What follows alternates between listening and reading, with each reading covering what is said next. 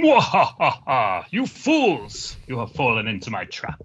You have tuned into a stream with which will forever ensnare you for your remainder of your paltry lives. You are now under the rule of Philip Zanzibar Roberts, almighty insect king and ruler of the psychic realms. You are now helpless as I force upon you a tale so interwoven with strange asides and deviations that you will never be able to truly unfurl it.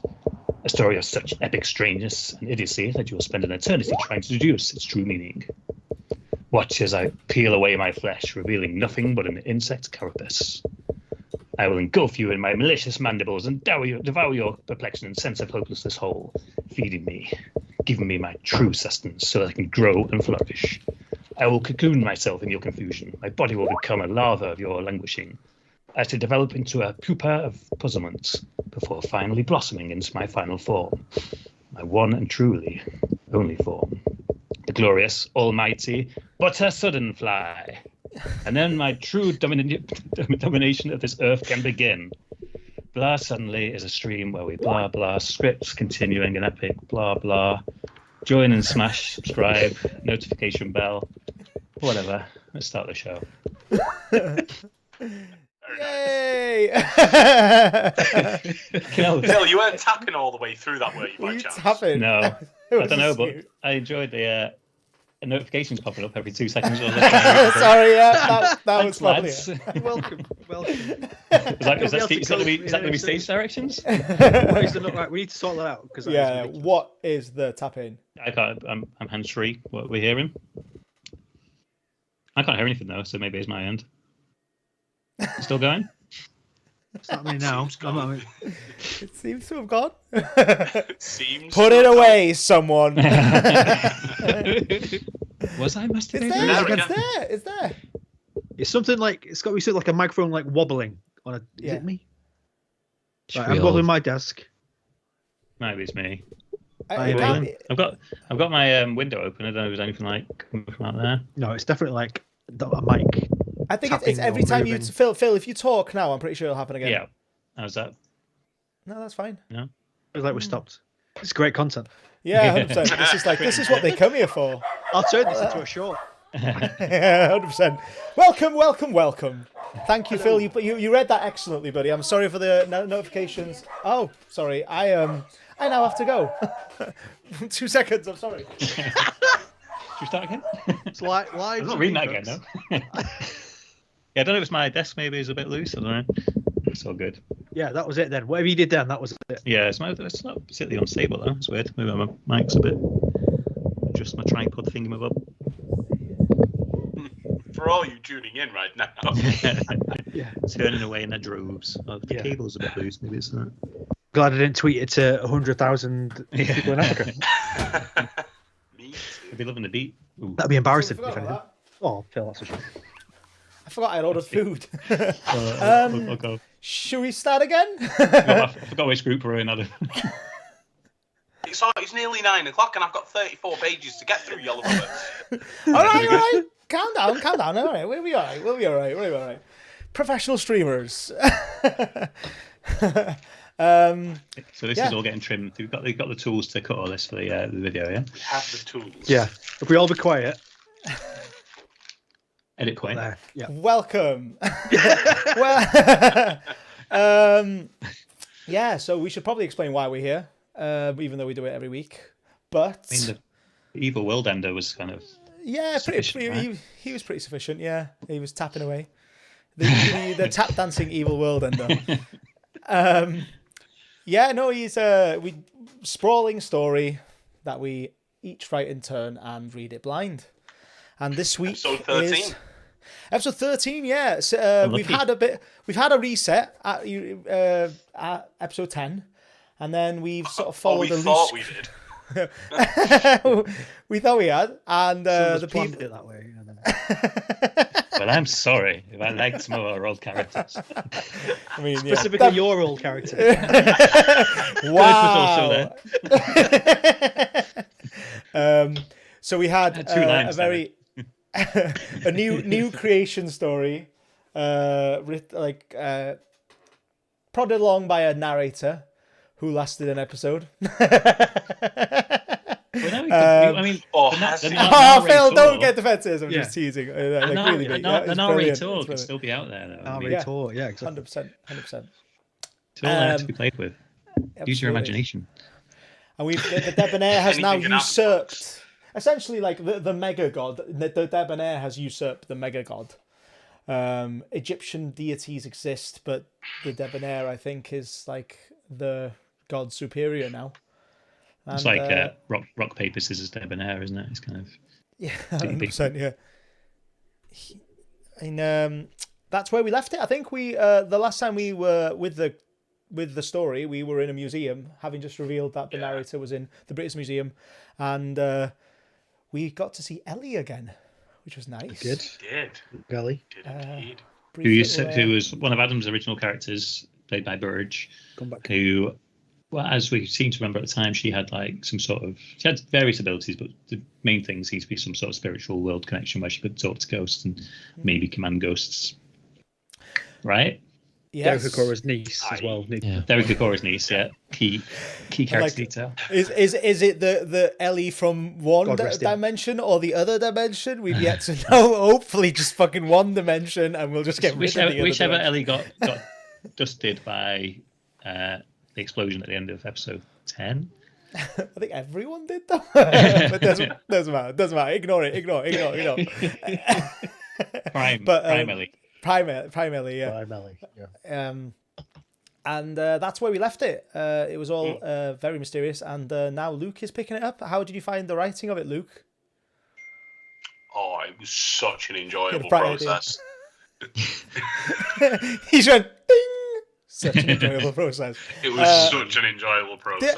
And we communicate a lot outside of this stream, and you seem to be really, really enthralled and enjoying this one. And I hope you don't mind me saying, normally you're not like that.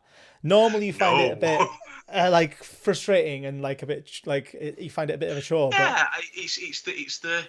I find the technical aspects of script writing extremely daunting, and because you all seem so proficient at it, and I'm a bit of a layman, really. I mean, it goes beyond me not willing to engage with the program and learn exactly how to do it. It's I don't know. I just find it a little bit intimidating if I get it wrong, because you all get it right every time. So it gets quite a bit of a frustrating process for me. As you'll see, as I butchered the script style organization in this current script that you're going to see. This is just with prose, isn't it? Yeah. Is this me? You have to guess who's speaking as. That's the twist. It is a hard mind frame to get into, though. The whole because it's something that you do really have to click on, because like a lot of the times I remember like my ideas before we started this whole writing club and started writing scripts a lot. My mind would work in like kind of not like prose, but it would work in like I wouldn't really focus on the dialogue. My ideas would be generic scenes by scenes and generic descriptions of them. It really is something that you have to flick on, like, oh yeah, most of it has to be driven by dialogue and like really short scene descriptions. Because I think Adam found this like advice back in the day, like scenes description should be like 3 or 4 lines, and that was like torture for me. I was like, how the fuck am I meant to set up a thing? But you got into a flow of like just quickly summarizing it, and like the rest of it just comes. But it is difficult. I'm not denying that. I'm only used to writing. I've only ever really written in prose before we started all of this, and it's been an adjustment. I'm still on my journey. So yeah, episode 13. 100%. Should we get into it? Luke, give us a sound, bird.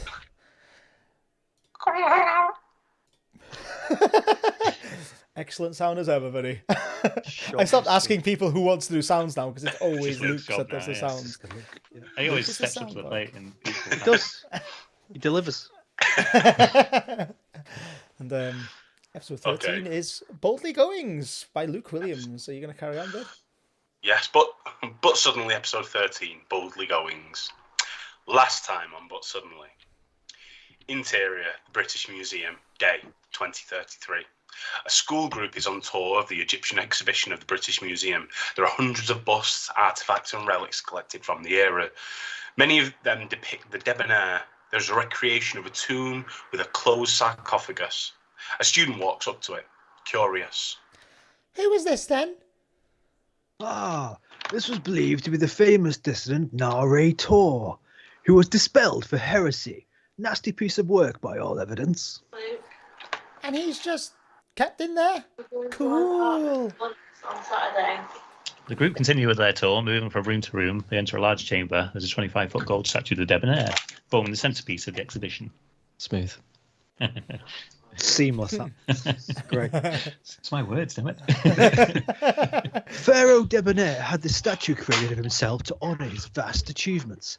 From the Great Pyramids to developing language and the development of agricultural tools, he oversaw it all. To this day, archaeologists are at a loss to just how he achieved so much during his vast reign. Truly a marvel. The children look on in awe at the statue. Who's your character, Luke? See you, mate.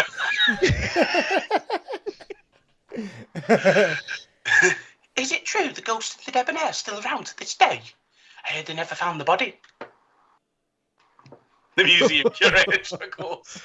I'll let you feel this one, Al. A lab-coated museum attendant steps up. She has the name badge, E. Akora. Oh dear. I've heard those rumours. Be fascinating if it were true, wouldn't it? This is a museum of natural history. We don't deal in fairy tales and ghost stories. Wink to camera. A loud crash can be heard from elsewhere in the museum. Ellie and the others look in the direction of the noise, but suddenly. Cut to interior, Ellie's apartment, day. 12 hours earlier. Ellie's uniform sits neatly on the dresser of a large studio flat. It was all she could afford. She slumps deep into a two-seater couch, discoloured from years of wearing. Light creeps in from the broken blind and is parted by the pulley string separated and wrapped around the twisted metal strips.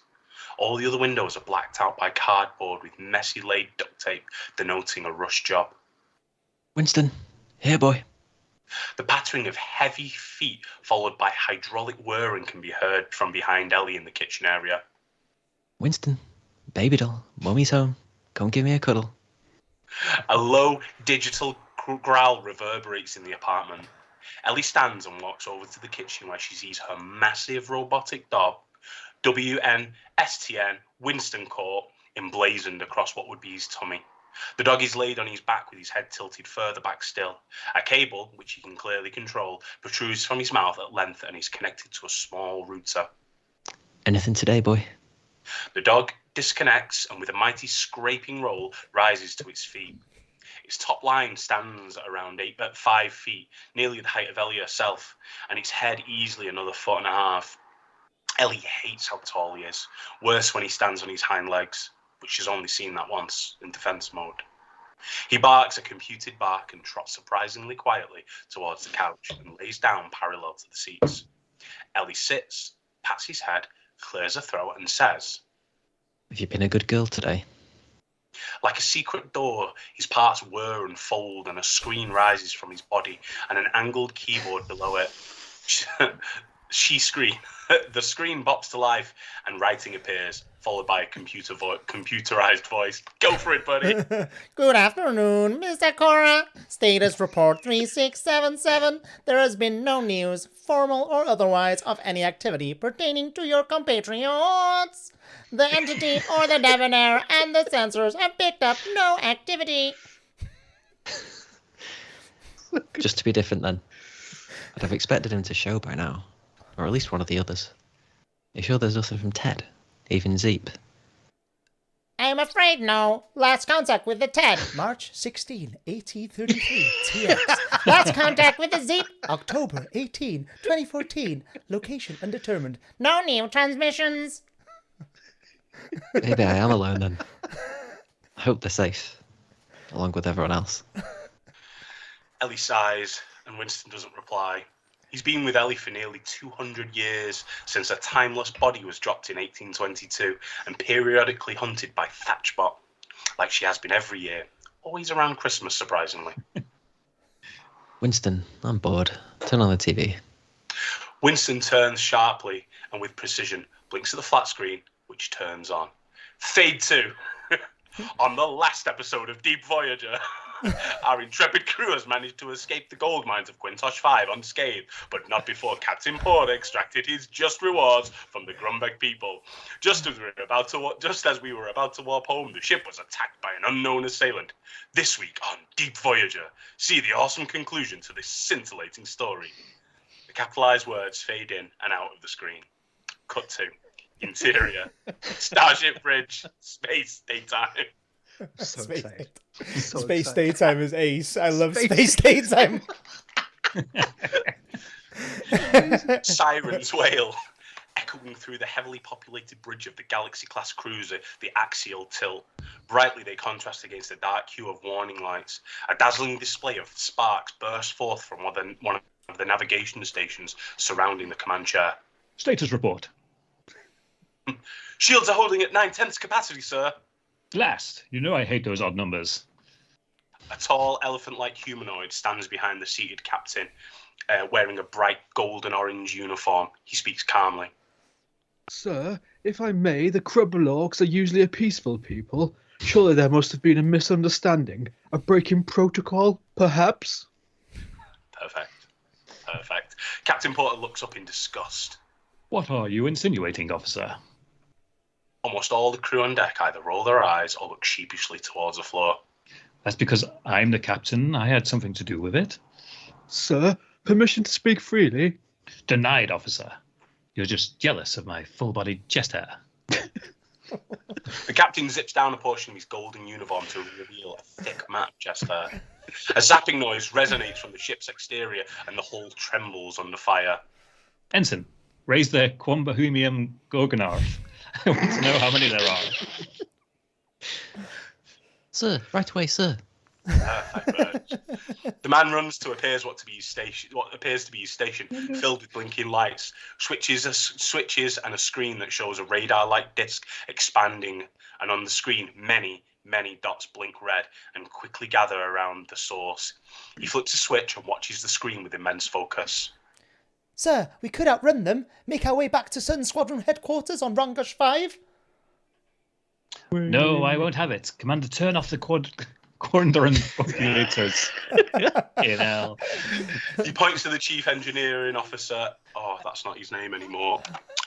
Something else. It's not going to change on screen anyway, but it's on video mode, so... No. And so slow our our pace pistols- to a steady crawl. Yeah, go on. That's me, isn't it? Yeah, sorry. Slow pace to a steady crawl. Let the engines hum. I want them to know how many shits I give. Yes, sir. And Steve, make sure you save my game. Also help me, I will strike you with my bare hands. He hands over what appears to be a late 19th century gaming device to the only man not wearing a Sun Squadron uniform. Of course, right away, sir. Because, Steve, we talk about this, and I may remind you I'm the captain of the ship, and so help me God, I will jettison you into the far reaches of the galaxy if you make me lose my progress for a second time. Steve, a second time. Ensign Gruber steps forward. He's a young man in his early 20s, flowing blonde locks tied behind his head in a bun, wearing a purple uniform, decorated with the standard issue Sun Sigil, which serves as both a communication device and an MP3 player. Wait, Captain, wait. Is that really their name? Steve? Yes, I think so, Ensign. God's awful name, if there was one. But I can't be sure. No, sir. I meant condom bomb impulators. Are you not familiar with the bomb implanter, Ensign? I mean, I am, sir, but it's quite the mouthful of a name, am I right? The technology was discovered and shared by the Kairoritans of 3, and that's the name for it. Simple, really.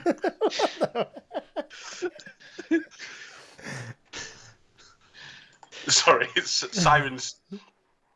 Sirens still blare throughout the bridge, and the rest of the ship flashes can be seen on the main screen as the ship receives energy blasts one after another. What's wrong with the Quandorn bomb implators? They do what it says in the tin. They bomb implate the quadrons. Why don't we have our own name for it? We do. But why don't we just use our name for it? The ship shakes and the crew grip onto their chairs or railings to keep themselves steady. The crew look to the captain, who seems to be ignoring the threat. You see, Ensign, our galactic friend alliance between the 5 different sentient species is delicately founded on respect and understanding. All members of my crew will use the words no matter how namby-pamby they may sound. In fact, Ensign, one more useless word out of you, and you will find yourself wearing a green shirt in the space morning. Green shirt? Sir, no. There must be another way. Anything but green. Yes, green shirts. And you know what that means on this boat, Sonny Jim. No access to the space owners and no space coffee for you. No space coffee? Captain, green shirts almost always die on ground excursions. The captain is nodding the entire time as he talks. A sharp beeping noise emanates from hidden speakers. Sir, they're hailing us. On screen. A short alien appears on the viewer. Its head is adorned with a fin-like protrusion, much like a mohawk, and in place of ears of a human, tentacles sprawl outward, rubbing each other as if they were washing hands. Squeal, figgle. I should have known. Aquatic-like voice. What the fuck? I was thinking of like... Of course you would know. You talk to my daughter, and it's an unscripted. The experiment. I think you're a bit too forceful on the pull your finger just a little bit further out. Okay, I'll do that. Good direction. Yeah, great note. Thanks, bud. The crew on deck look extremely angry at the captain, who ignores their glacial and very hostile stares. Yes, I did. And you can call that soggy biscuit it was average at my best. Do tell that soggy biscuit. Why have tentacles if you're not going to use them? You think I'd railed her for the feels? No. I wanted to get my nasty on. Tentacle in mouth, tentacle at bottom, pure ecstasy. Porter, this is the last blow-up. Not only will I report this to your Sun Squadron, I will have your head on a Mokolian spike. The screen goes black and then returns to the regular viewing screen. I think that went well.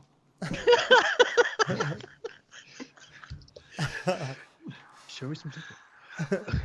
Well, sir, you've only gone and spiffed us over like every away mission, always thinking with your crutch. You never put us first, and each time it happens, we all find ourselves in a mortal peril. Oh no, the captain's bumped uglies with a squirrelian sun dancer. Looks like treasonous offence, better shoot them out of the sky. The teeth on her, though. Then there was a time you defecated in the cromulent holy hole. They didn't have toilets, so uncivilized. You wiped... You wiped with their Bible, man. How can you wear your colours knowing day to day that you, sir, are the biggest danger to your crew? Suddenly, a small beam protrudes from what appears to be a huge command ship, surrounded by dozens of smaller attack-class fighters. Repeating waves of blue energy undulate across the exterior of the axial tilt, pulling her in. Ha-ha! Deus Ex. Cut to exterior space. The axial tilt is pulled toward the much larger alien flagship. The fighters move with the ship till it reaches the docking bay and it's softly laid down to rest. A blue shield beams over the bay, preventing any escape. Cut to interior bridge. The speakers retch interior axial tilt bridge. The speakers retch with alien reverberation. Broken shards of speech can be heard and undulate until clear enough to hear voices. Mr. Porter, you will lower your shields, turn off your engines, and surrender yourself to swift, gun-like judgment. So, goodness me. Sorry, I've lost my place now. What page are we on? The message fizzles out and he's gone.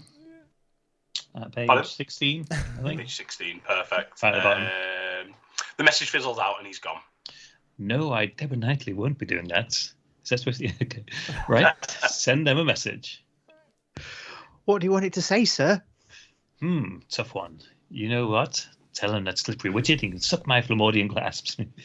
Completely capitalized, italics, bold, and underlined.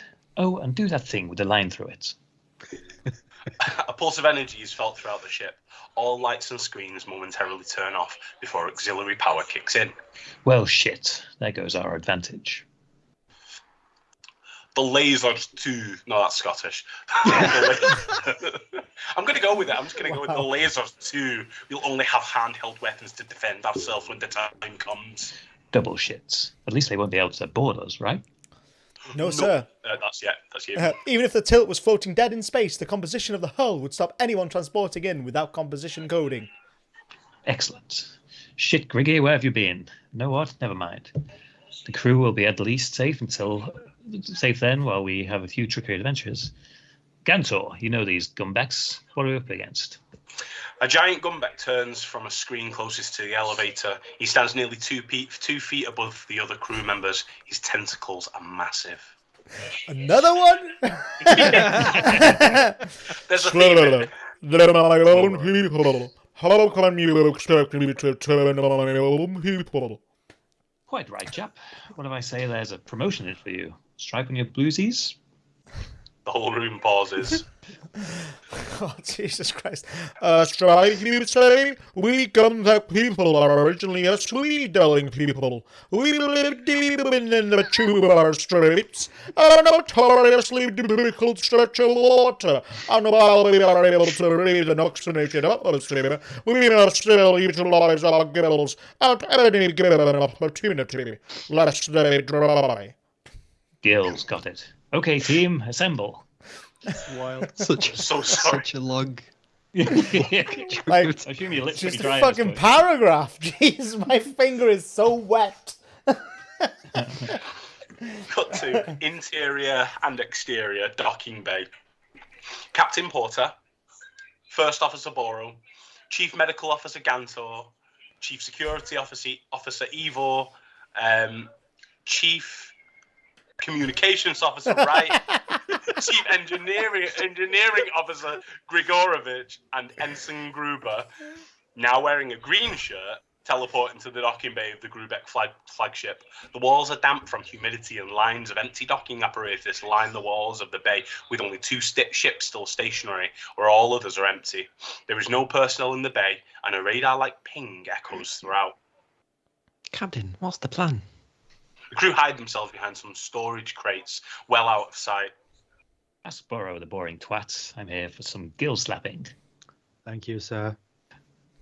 The sound of gushing running water can be heard. Water flows from orifices in the sponge-like wall, but floats towards the axial tilt in a rapid stream and envelops the ship.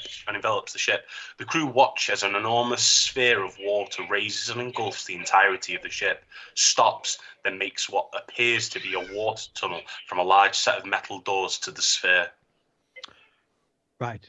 We split up into 2 teams. Myself, Gantor, and Ivor will sabotage their communications relay so their fleet can't communicate, while you, Captain, Wright, and Grigorovich power down the tractor beam so we can make our escape. Grigorovich, can you access the infrastructure? Pull us up a map of some sort. I can indeed, sir. He wasn't the fish, right? Oh, wait. Yeah. Yes, that's 2 parts for you. Oh, which one's the fish? The fish is the second one. Gantor. Okay. Yeah. Okay, cool. So, those places are in opposite directions. And what about me? Perfect. You'll stay here and act as the go-between. Now, our sun sigils are short-wave devices, so if you stay here, you'll be able to relay any messages between us. The water abruptly stops while the tunnel and the sphere hold their shapes suspended in the air. What have you seen when they kill us on sight? Fear not, Gruby. If there's one thing I know about Grubeck from my time in the deep, it's that their vision is based on movement. Stay completely still, and you'll be fine. Watch. Captain Porter takes off his shirt and pants and stands completely still. Sir, where's the captain go? Worry not, my aquatic acquaintance. I am here. Got it. Full schematic of the ship, accessible on the data pads. Installed a cool little tracker app too. Excellent work, Grigorovich. At that moment, the huge, bulky metal doors creak open and a procession of Grubeck soldiers swim through the tunnel into the sphere and point coral-like weapons in the direction of the ship, with many lining on the edges of the water hall. From the doors emerges Squiggle Figgle. He wears an eye patch now and seems to have drawn on a beard with a marker pen. He's much shorter than his soldiers. According to the schematic, we need to go out where they came in. And we need to take this here nifty lifty down. And we need to take this here nifty lifty down. Engineering, deck 2, 70 floors away. Shit. I don't know why I put that to Emphasis. Yeah. It's like an echo. Gantor hands Gruber a small energy weapon. This one? Yeah. Wait,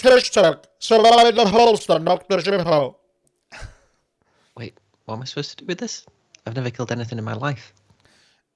It's not parachuting it, it's parachuting you in case they find you.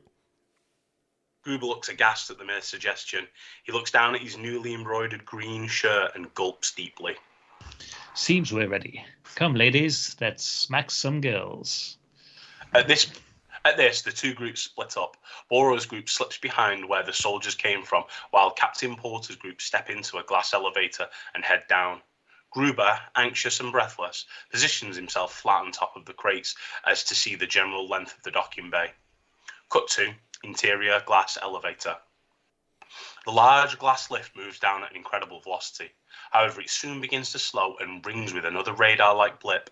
The doors open with a swishing sound, and two Grebekian guards step into the elevator. These are the guys, right? Yeah, these are the guards. Could you not have given So me a everyone- fucking everyone's break clapping. here? Yeah, we should all just agree to do them normally. See the Scorbun Floffle game last night? Oh man, what a match. Squeeb and Fleck and demolished the Ukrebelks. Wasn't even a fair game. Oh no, how awesome was first shot? Right? And this follow through when he jumped the Nungo boards. There's rumble just behind them. Oh, you must be hungry, man. Your stomach is not happy. No more than regular. It didn't do anything. The noise gurgles this time. The guards look around the elevator, seeing nothing around them. That wasn't me. Me either. I won't worry about it. Anyway, what a once-in-a-lifetime game. I'll die happy now, squeebing flecking over in the semis. That can be arranged. Captain Porter lunges forward from the cylindrical wall and with finesse and poise clouts the first guard in the gill on the left side of his face, spins around and powerfully jabs the other guard in the same spot. Both guards fall to the ground coughing and then eventually pass out. Huzzah! My first catch of the day. Cut to interior Grebekian flagship hallway.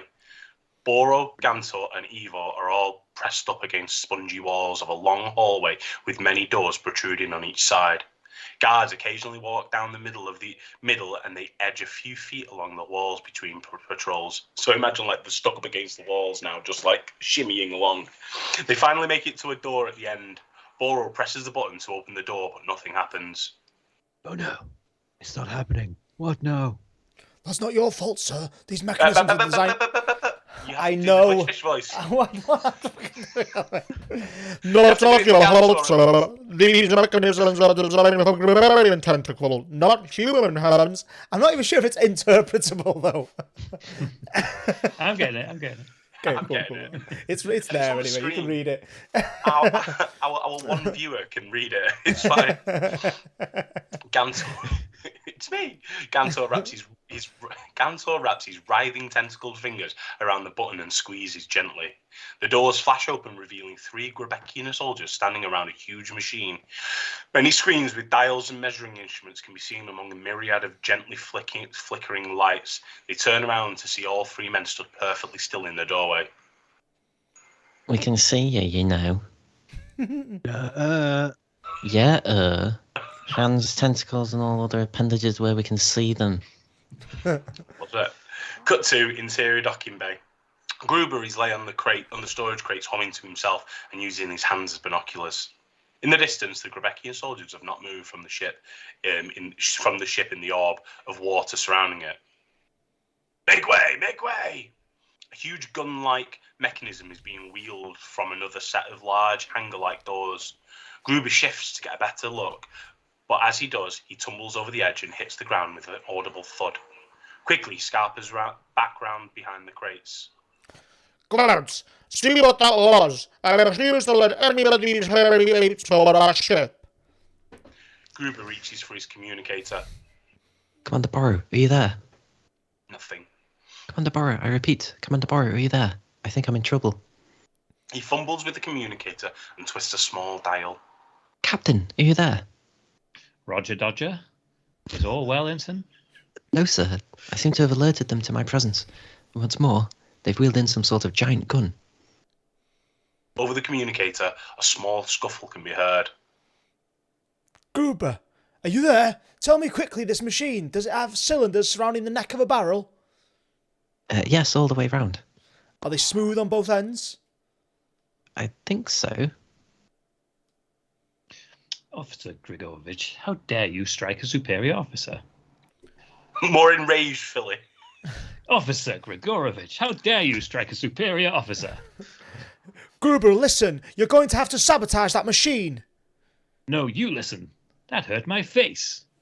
You need to get to that machine, and at its base there will be a long chrome rod. It's a support pin. Am I invisible, Officer Grigorovich? You need to remove that rod, then as soon as they align the device, it will detach from the base. Officer Grigorovich, I'm charging you gross insubordination of the highest order. The highest order! What will he even do? It's an evaporator. That doesn't sound too bad. Gruber, it can key into chemical signatures and quite literally pull them like a magnet from wherever they are. Rock, metal, bodies. And the whole of the crew would lose their lives. Crap. Ensign Gruber, the odds are against us, against you. But do not lose heart. You were brought onto this crew for a reason. I saw myself in you, young, naive, inexperienced in the bedroom, all of it. You can do this, son. I believe in you. No, Captain, I can't. I'm not even a main character. I'm just a green shirt. No matter what I do, I'm dead. Now listen to me, Officer Gruber. I'm hereby promoting you to lieutenant, and with it, your magenta uniform. Me? Lieutenant? Magenta? Magenta, my boy. Gruber looks round the corner of the crates, and his breath shakes unevenly. No less than 6 guards are cautiously walking in his direction, carefully checking the grating on the floor and around other crates arranged and ready for transport. One of them gestures towards his set of crates. His heartbeat picks up and his breathing becomes shallower. Gruber, my boy. Take off the green shirt and you will no longer be bound by it. Every hair on his body, nice and loud, every hair on his body stands on end. He stands up, still obscured by the crates, removes his shirt and launches it over the heads of the incoming antagonist. Pure instincts kick in. For Frodo! Thank you. Gruber whips out the Grubeckian blaster like a lion tamer whips the energy pistol in an arc, spraying with 1,000,000 blaster bolts with ungodly precision at the off-guard guards. Tentacles and viscera paint the crates and flooring with chrome turquoise, blood and guts. Gruber stands there, panting deeply. They haven't noticed him, the rest of them, still suspended in the orb. He twists a small handle on his weapon and runs towards them. Gruber!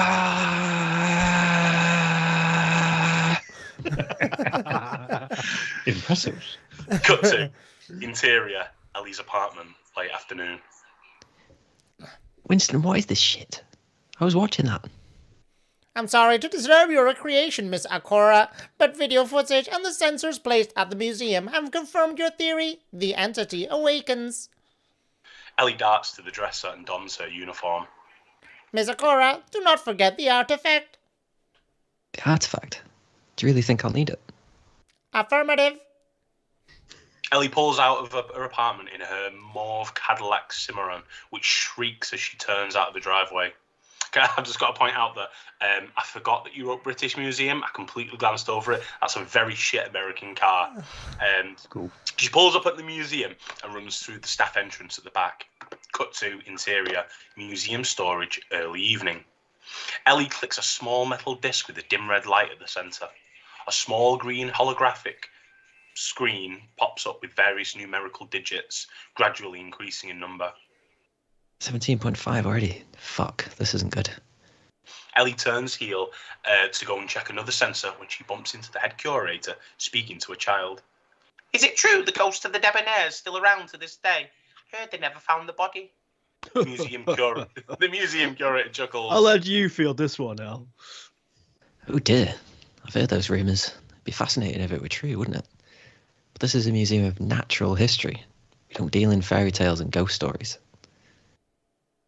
A loud crash can be heard from elsewhere in the museum. Ellie and the others look in the direction of the noise. I'll look into that, Mr. Inslee. Thank you, Miss Akora. I'll see our curious young friend back to the more public exhibits. Ellie dashes away once their backs are turned. She walks into a large open area where a sign reads, "Keep out, construction in progress." She pushes aside the protective coverings draped over the archway, only to see a mess of destroyed stone sculptures. She picks up a shard from a large piece that was recently acquired by the museum and examines it. Faint scorch marks on one side. The inside. Shit. Ellie drops the stone bust shard and draws a highly unusual wooden weapon with a small branch protruding from the middle where a leaf is still attached. She aims it like a sawn-off shotgun over her forearm. I know you're here. Show yourself.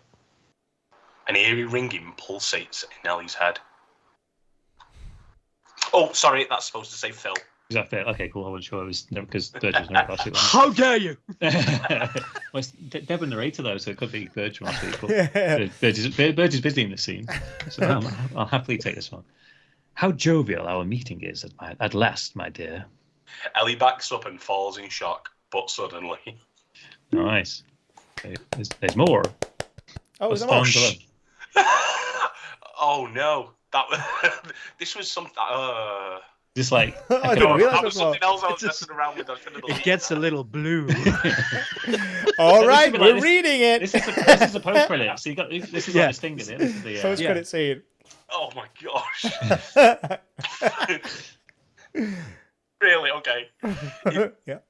Interior, captain's quarters, space night. Captain steps away and speaks into a handheld recorder. Captain's blog, stardate 3433-433. Today was okay. Not my best day as captain, but okay. I got naked, smacked a few gilly bitches around the face, and pretty much saved the whole crew again. But my biggest folly was promising that damned Gruber boy a promotion. Captain stops and looks pensive for a moment. L'ordinateur. Oh, we, Captain? Play back my recording. I didn't record it, sir. Then what am I paying you for? You had your speaky thing, sir. Yes, my trusty speaky thing 9000. State of the art, you know. Would you like me to check the holo database, sir? Oh, no, that's fine. You're fine. Good job, Lord Nator. You are always my favourite. It's like a deleted scene. It's like it's quite on point for like model Marvel like after credits scenes where it's just like completely like out of the way. that was I met before I knew what the direction it was going. After it never went onto the other spaceship. He just glazed over it, and that was like supposed to be a scene where he kind of like bigs himself up as it was, but yeah. that was fun. Good. That was really fun, mate. Fun. That was ace. That's great. Really enjoyed that. It's like about time you had an aside. I don't think you've ever had an aside either, so like I'm pretty sure you're allowed an aside. No, it's really cool. I've got to say some absolutely fantastic reading there. I apologise, Iolo, and I apologise, Phil. Iolo for obvious reasons. Phil, because you had a lot to say. Well, it's always a challenge of like, is this a debonair? Especially now, everyone is like possibly the debonair. Obviously, you got my red herring a little earlier on. That sort of, kind of. What did he say? That it was Debonitely, sort of. Debonitely, yeah. Yeah. So lot of deep cut refs in there as well, Luke. That no one will get except for us five. Including our teacher from school, Mr. Inslee. Yeah. Drop a high school science teacher I in there. I didn't get that at all. That was very deep. The name of Adam's curator guy, wasn't it? At the museum. Cool. And then there was Rangosh 5 got mentioned. Yeah, Chlamydian clasps are in there. That's going to be massive one day, though. So it's... Yeah, so yeah, I can look back at this going, they referenced it. I can just picture there was that another Leonardo one. DiCaprio meme where he's like pointing at the screen. Porter was a reference to the Mrs. you and Porter. Phil's Porter. thing. Yeah. Yeah. I thought that was like a reference. That was pretty cool. That. Because, it fell flat because when Iolo was reading with the fish thing, and there was he called you Mrs. Porter. Yeah, but I So was this- fucking. this is what's the name of the AI of my little shuttle spaceship in the D&D thing we're doing. Watch it today. Episode 3's just dropped, guys. Like and subscribe. In the hot seat. That was ace, bud. You know what? Yeah, so Luke's finest work, I think now. I think so, yeah. Because That's I think very the most possible important bonus. part It's really is that fun. you clearly enjoyed that, buddy. That was Yeah. thoroughly enjoyable for you. And I think Absolutely. that really shines through it. Like, you can tell that you thoroughly enjoyed writing it, and it, like, gleams. And you have some corker lines in there, like, really fun lines. I love Space Day. And Space Morning. Space and morning. that was Space all- Night. Yeah. Space So Coffee. we'll be out of here by Space Morning. Yeah. Space coffee. Rita? Great. Magenta. I was like pretty good at Yeah, that. the red shirt, green shirt, he was fun. Yeah. Yeah, I tried to throw in as many sort of Star Trek and Star Wars tropes as I possibly could. I quite like the, you know, I actually quite liked the line in the post credit scene that you gave us. And like our post credit scene's like a regular thing we're gonna do now. But it's like smacked a few gilly bitches round. It was just like that's a fucking ace line. That's brilliant. I love it. Smacked a few gilly bitches round. Yeah, post credits are like a thing now. It's kind of like it throws more of a curveball to whoever's writing it next, because not only do you have to like address the but suddenly, but there's like this little tacked on bit that is now canon. I feel like the added on bit is just going to be like a little callback to something that's happened in the episode, just like spending a couple of seconds with the characters without it necessarily affecting the cliffhanger, I guess. It's a You fun know what you idea. I could do? quite like You know what you could do? Wrap up Ellie's scene, take Ellie back home, and then finish off that episode. Have Winston have recorded it for her. Yeah. Just like we'll just delve deep into that TV show from now on, and Ellie will be a thing of the That's what past. we do now. That's the new world from now on. 100%. Yeah. We're going to be like, Luke finally got his wish, because this was like going back to episode 1. Luke wanted to do some sort of space adventure. We made it, buddy. We made it. funnily enough, right? I found like I was just looking through the folder of the But Suddenly stream, and I'll put it up on screen now because I just found it so funny to me. We'll go to the spinner because next up is me / Burge, and hopefully you can hear me because I had that affliction where I would go mute every time I saw a spinner, and. Good. And then, Well, to be fair, I can always hear you here, so I guess when we watch it back, who knows? Who knows? I'm definitely there because of my little bars there. But if I was, I'm just subtitle gonna, quickly add an image now. I don't think you guys can see the OBS? You can see OBS, and I can see. Go on. What's this? Right. So But this, suddenly, bingo. I made this before the first episode even aired. Trip to space. And I think Luke gives us aliens. Luke gives us show within a show. Yeah. we had alternative reality second ep, pretty much.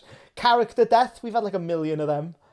Time travel, we had that second episode. Robots, Luke, we've had that. Portal. Portal had that, yeah. So that Italian Tony, yeah. Italian Tony needs to come over because for that next time. Sing song that was in my episode when I forced you to sing. I was so close to doing us as characters at one point, actually. Yeah, no, yeah, me too. Still on the board. Yeah, talking animal. I don't think we've had that. It was all a dream. Done that. So there's like the bingo is very much there. We've pretty much almost done bingo. Yeah. That was great. That was fun, mate. That was a lot of fun. Honestly, that was very, very fun. And I'm really glad you enjoyed it because like you could see that oozed off the page that you enjoyed doing that. What are you gonna say, Burge? Just that I think through doing this I've realised how I don't know, like I guess remedial my sense of humour is. That I was in tears laughing just because Iolo was talking like actual tears. Like I love all the. It was when he had to do like a separate voice doing the same thing that got me. Like this one. This one's got a deeper voice. yeah. Deeper fish voice. That really, And I am notoriously bad for remembering names, and he gave me two characters, which was like Gunter and Gluber or something. It was like so names. Close. I was like, what? I don't know which one's which. I was very sad. You think it was accident? I know, yeah, you know me enough to do that as well. All the pronunciations that start like Quahorn, Dublar. Yeah, so good. They were as well. Yeah, condoms, yeah.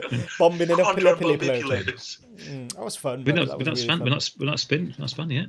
Oh, sorry, yeah, I forgot to spin. Yes, I just jumped spin off. Before Right, you do spin, I was just because when I was writing it, and you watch Star Trek and you watch all different shows, space sci-fi shows, and you think that if you stepped into a world like Mass Effect, why would we necessarily have the rights to what things are called? Why would we not call them what they call them? Why would we not have to do that? Like everyone has to say things like, in English, they use the English names for the vast majority of things on Earth, don't they? But I thought that was really interesting. I quite like that.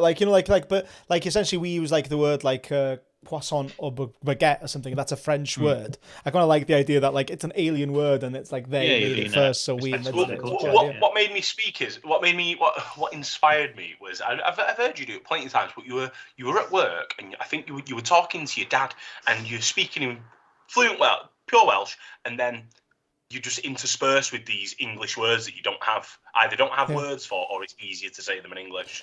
It's mostly me being the worst Welshman alive. You'll never learn that word. I'm awful, truly awful at Welsh. Like I'm dreadful at it. Yeah, well, maybe that. I also, mate, Axial Tilt is a kick-ass spaceship name. Axial Tilt is an awesome spaceship name. Yeah. I was like, you know what? Axial Tilt is ace. There was like a remnant of the old name there. Was it like Voyager? Did you call it Voyager before? The show's called Deep Voyager, and that's an amalgamation of Deep Space Nine and Star Trek Voyager.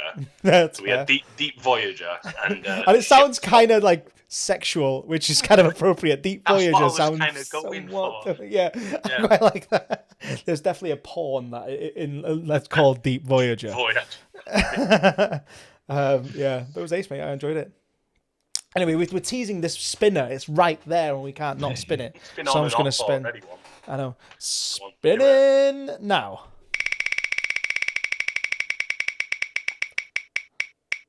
It's me. Finally, I know. Like normally, I go last. Like normally, like the spinner hates me. Yes, it's only you to finish up. Yeah, it's finished up things. So I'll take it. I'll take the reins. Like, I suppose that fulfills like my need, because I was mentioning it before the stream that I was like, I really want something to do. Like, so like at least this is something that I can do now. But do you have ideas? Not a sausage.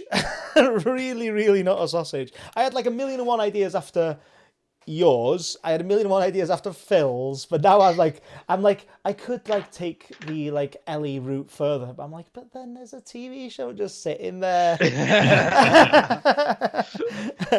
And like, having Luke play 7 different fish people is on the cards. Middling fish voice. Do you have anything like ruminating in the event that your name came up, or are you just waiting to see what happened?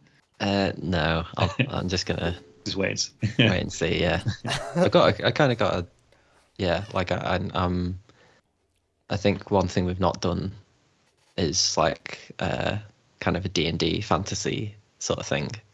So I'd quite like to introduce fantasy elements to the show. Oh, I'll help you with that, buddy. I will literally like I'll tee that up, no problem for you. The post-credit scene. 100%. And suddenly a portal forms, and above it says Fantasy Realm. A dragon lands. Yeah, Thwindlefeet the elf jumps out and says, "Hurrah, fellow travellers!" That's one thing I forgot from Luke's script, actually. The Ted reference, and who's the other character? Zeep as well. Yeah. Them sort of having little places and time that he was behind, and that's cool. So yeah, we've established that's important to know, actually. Yeah, so we've established that Ellie is there and is aware of her former teammates. Yeah, there, so that the expectation is that they're in existence somewhere. And apparently Ted, well, as last known whereabouts was 1800s Texas. and Zeep's quite still in the sort of current times, I guess, or recent times. I played with the idea that after everything that happened, they're all kind of like frozen in time, so they're ageless. They're ageless, and I don't know how many. Yeah, you mentioned 200 years for Ellie, haven't you? Like she was alive for 200 years. Have any of you ever seen Doctor Who by chance? Matt Smith era. Only bit odds and sods. Bird, you nodding? The Angels. No, well, Rory from Doctor Who, Amy Pond's husband, he has to live for over 1,000 years, sort of through history, to get to this certain point in time, and that was what I was thinking of with that. She's kind of had to live through history as such while she's been waiting to find this, that, and the other. Intrigued by the entity as well. Yeah, so it was the entity.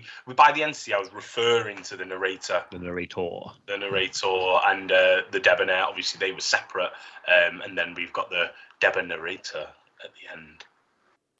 And I like that periodically hunted by Thatchbot, surprisingly around Christmas. I kind of love the idea of a Thatchbot Christmas special. That's where my mind went as well. See you in 4 months. Yeah. It's really sort of Dickensian. Please, sir. Like little Timmy, and then Thatchbot just kills little Timmy straight away. I love that idea. I went full Doctor Who. So she's got the dog. She's had the dog for 200 years. I love it. I quite enjoyed the dog. I quite enjoyed playing the dog. Winston. Yeah, that was exactly what that was a callback to. Winston. Where's my shoes? Anything else to discuss before we hop off stream? So Yola's up next. So are we setting a time? We're thinking 2 weeks on Sunday, Yola? Yes, please. That'd be great for me. I'll be 1 second. Bye. I'm going to say my byes now. Bye-bye. Bye, Luke. 2 weeks on Sunday. Are we go? Oh, yeah, we're jumping to Sundays, aren't we? Yeah. For the duration, or some. Is that for the school holidays? Yeah. School holidays, yeah, for the duration of this month, realistically. So then after that, we can go back to normal. So I just can't do Thursdays. I quite like Sundays. I'm not sure if I can broach the idea of Sundays being the thing. But Sunday, Lee. I've got to get out. Sorry. Come on, but Sunday, Lee. I might end the stream there. It works. I'll get my coat. We should have just all got up and left immediately and just ended the stream there. Yeah, because I think the reason it wasn't Sunday originally is because the D&D was on Sunday, and now that there's none of that, and I really quite liked the Righty Tonighty being on Sunday because I felt a bit more relaxed on Sunday because it was literally it was after I'd done all my parenting and stuff, and I'd drop Kel off and come home here. So I don't know. I'm just broaching the idea. It doesn't have to be a permanent thing. We can discuss it. I quite like Sunday actually because I'm not. Just let us know in the comments below if you prefer Sunday. Yeah. Cool. Should we hop off? I'm gonna make that joke every week. So every time you do it, I have to do one of these along with you. It looks too fun. Right. Bye everyone. Thank you very much.